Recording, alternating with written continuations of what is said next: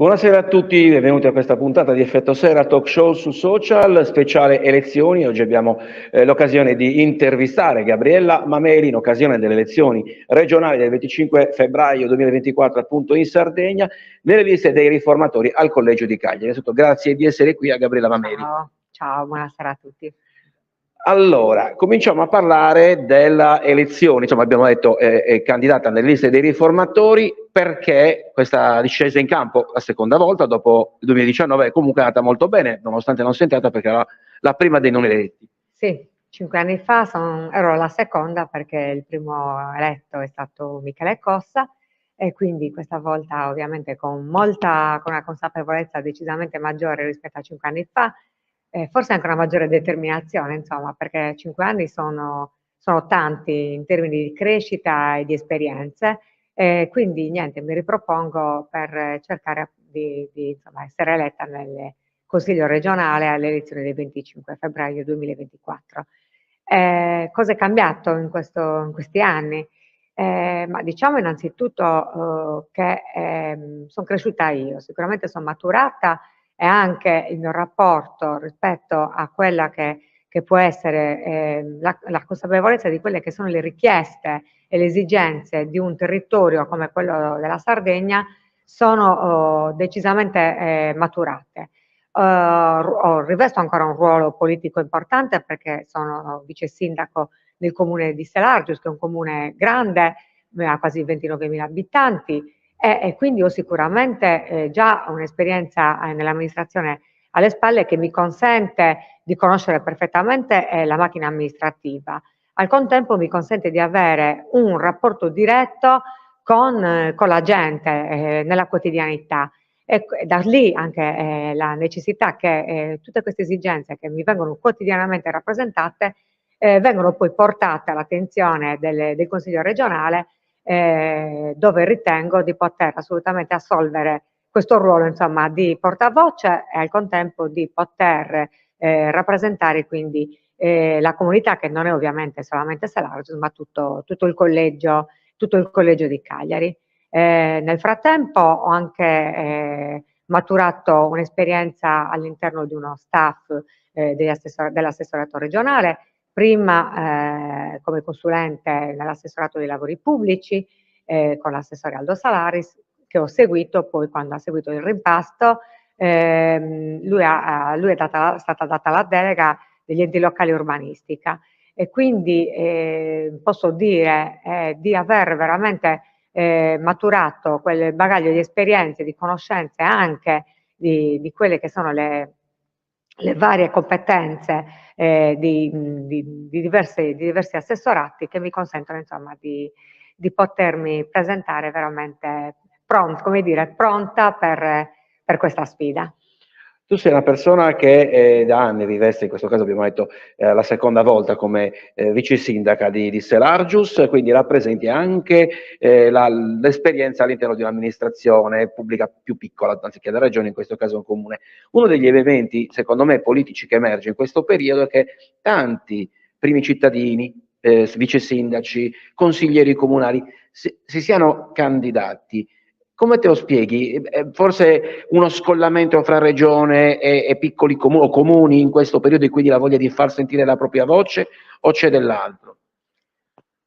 Ma la domanda mi fa anche sorridere, ma sicuramente chi opera a livello territoriale ha la necessità e auspica veramente che le esigenze del territorio vengano portate anche all'interno della regione.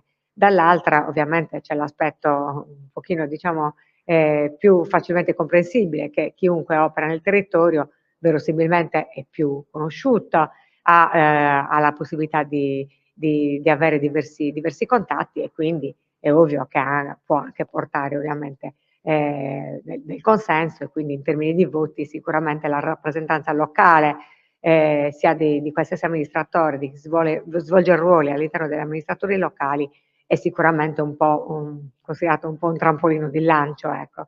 Sarebbe cioè non si può negare insomma questo aspetto, sarebbe innegabile. Ecco.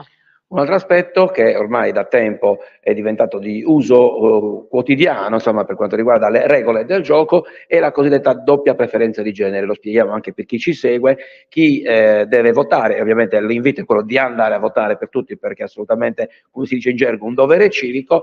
C'è la possibilità di inserire il nome di femminuccia e maschietto appartenenti alla stessa lista. Però, perlomeno nelle esperienze del 2019, nonostante questa possibilità, in consiglio regionale c'erano poche donne. C'è ancora da abbattere certi ostacoli? Assolutamente sì.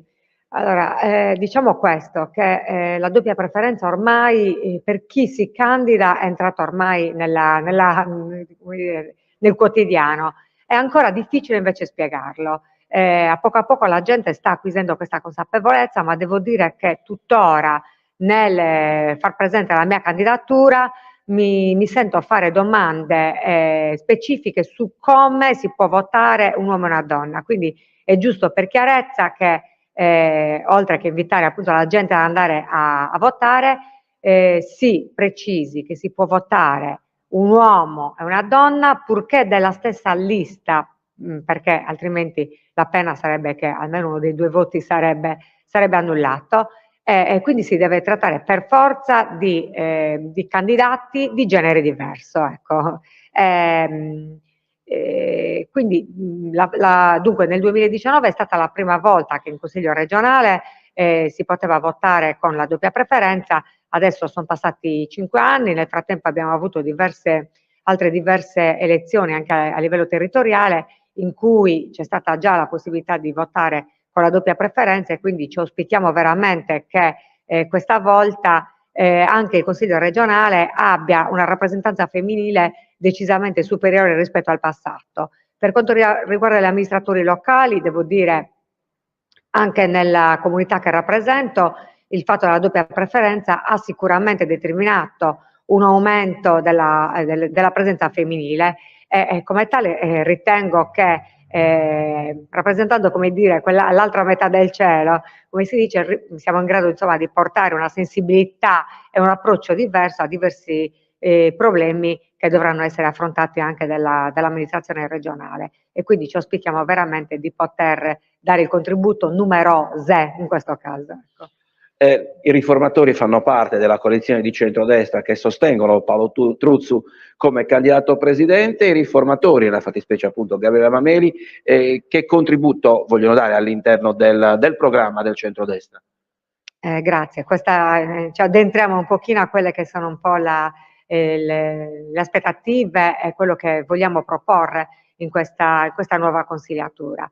Usciamo sicuramente da un periodo molto, molto faticoso, innegabile, anche se tutti ci riempiamo la bocca di questa giustificazione, che gli anni della pandemia hanno sicuramente rallentato e aggravato, appesantito tutta la macchina amministrativa, e quindi oggi possiamo sicuramente ripartire in termini di continuità, però al contempo mandare avanti tutta una serie di idee che come riformatori già da tempo portiamo avanti con determinazione.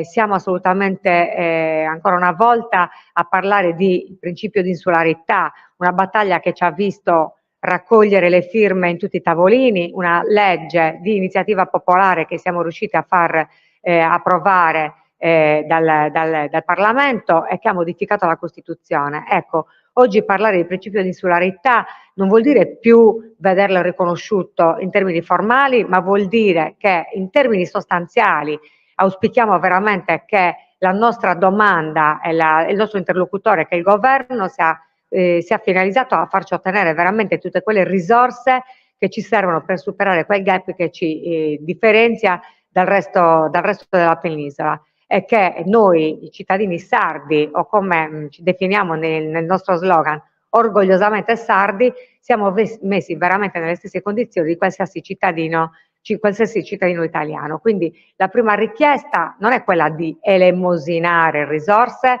ma quello di far valere la nostra diversità per ottenere quelle risorse che ci servono invece per affrontare e superare questa differenza dovuta al fatto che siamo appunto un'isola e ci separa dal resto della penisola il mare. E da lì quindi chiediamo tutta una serie di risorse per le infrastrutture, per quanto riguarda la tecnologia, quindi il divario tecnologico che abbiamo rispetto al resto della penisola.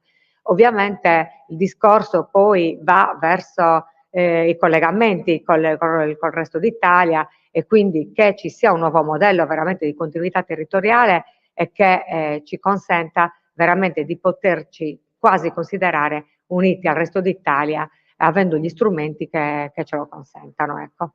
Uno degli argomenti caldi di questa campagna elettorale, ma si sapeva, ma c'è sempre stato anche negli ultimi 15 anni, l'argomento sanità.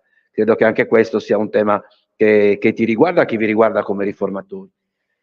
Il discorso della sanità ci fa quasi piangere, perché sappiamo perfettamente quanto, lo leggiamo quotidianamente, quanto la gente stia veramente faticando a veder riconosciuto, a veder tutelate le sue esigenze. Parliamo di file lunghissime o di code lunghissime o di liste d'attesa veramente inimmaginabili per quanto riguarda anche le cure, o comunque per tutta una serie di visite che possono considerarsi anche strategiche per il benessere della persona. Lì sappiamo perfettamente che la Regione già ha messo importanti risorse per ridurre le liste d'attesa, ha cercato in qualche modo di sopperire a una carenza di personale che è veramente molto grave, e che è dovuta forse, lo sappiamo perfettamente, a una scarsa programmazione nel passato, perché sappiamo perfettamente che il numero chiuso forse si è tenuto in maniera troppo rigida per troppo tempo, tanto che oggi abbiamo veramente una carenza di personale sanitario e al contempo assistiamo a questa trasumanza, insomma, dei medici che dal pubblico passano al settore privato, che sicuramente è più remunerativo e quindi dà sicuramente maggiori possibilità, insomma, di vedere riconosciuta, insomma, la propria personalità, quindi professionalità, scusa. Da qui quindi l'esigenza di ridurre e migliorare dal punto di vista sanitario questa situazione. Al contempo non possiamo più continuare a considerare le nostre strutture ospedaliere come se fossero un imbuto. Oggi quello che sta mancando veramente sono i medici di base, stanno mancando i pediatri, c'è difficoltà anche per quanto riguarda le guardie mediche. È ovvio che appena uno sta male la prima cosa che fa è quella di andare al pronto soccorso, dove si creano cioè,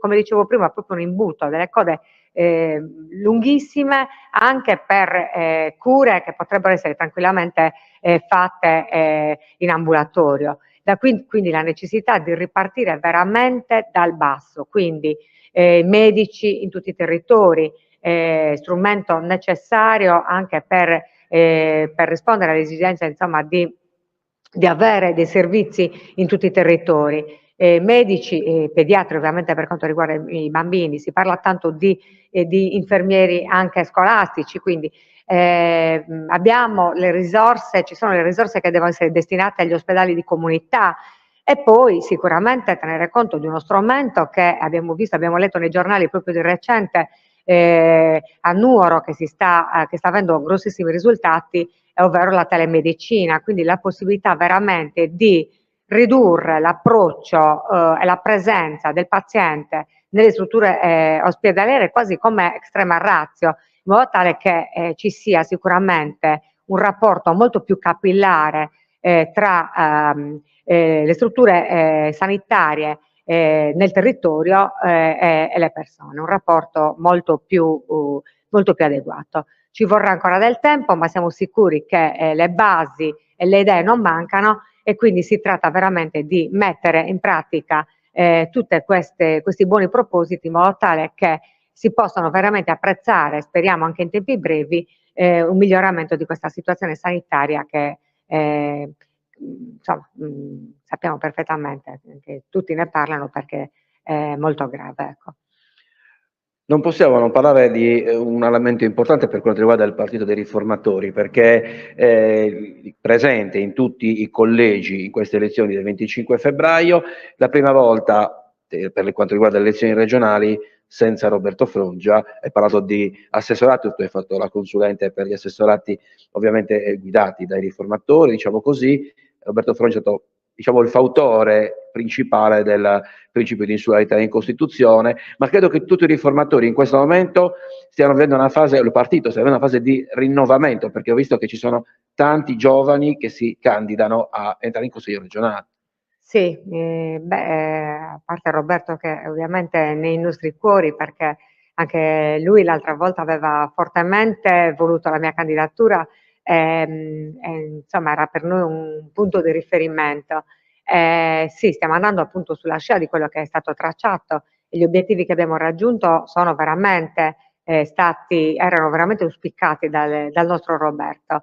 Oggi non c'è più lui, non c'è più candidato Michele Cossa, stiamo avendo sicuramente un rinnovamento e ci sono veramente tanti giovani che si stanno affacciando, diciamo, a questa avventura, a questa competizione elettorale, quindi pieni di buoni propositi e soprattutto con tante idee e tanta voglia di fare. Sicuramente c'è un rinnovamento da questo punto di vista, ma al contempo è innegabile che i riformatori ci stanno dietro, insomma, dal nostro capo, diciamo, Massimo Fantola, Pierpaolo Vargiu, Michele Cossa, insomma, sono Franco Meloni, ci affiancano in tutti i nostri passi e ci sostengono, offrendoci anche la loro collaborazione e la loro esperienza. Quindi rinnovamento, ma sempre seguendo comunque una linea tracciata e supporto da parte di chi ci ha preceduto. Potremmo dire tradizione e innovazione, diciamo quasi parafrasando uno slogan abusato. Siamo in chiusura. Gabriella Mameli, abbiamo detto, candidata nella lista dei riformatori del Collegio di Cagliari per le regionali. Se vuoi fare un appello in chiusura per il voto, ovviamente. Ma il mio appello sicuramente è quello di andare a votare il 25 febbraio. Sappiamo che si vota solamente in una giornata. Partiranno quegli slogan, insomma, vota Gabriella Mameli, ovviamente chiunque potrà votare, anche un maschio, insomma un uomo che fa parte della mia lista, ma sicuramente metto a disposizione la mia esperienza, la mia competenza, la mia voglia di fare, perché no, la mia faccia, la mia onestà, quella che tanti conoscono, e insomma, quale miglior slogan, insomma, di essere qui a parlare con te e a dire che cosa abbiamo in mente di fare, soprattutto che abbiamo veramente, veramente, veramente a cuore la Sardegna e i sardi. Grazie di cuore a Gabriella Mameli, grazie anche a voi che ci avete seguito, vi chiedo di cliccare mi piace, di condividere, ci vediamo al prossimo appuntamento sempre per uno speciale elezioni. Grazie ancora, in bocca al lupo, buona serata.